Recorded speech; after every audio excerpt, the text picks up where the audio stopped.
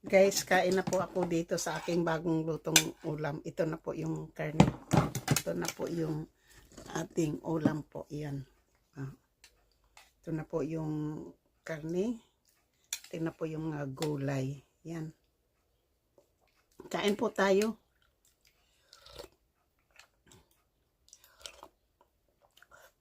Sinadya ko po itong lutuin po para masarap. Kasi may gabi po, masarap po siya dahil malambot po yung ano na po yung gabi oh.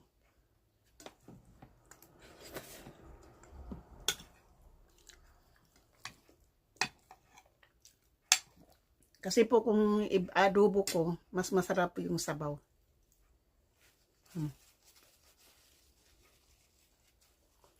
Masarap.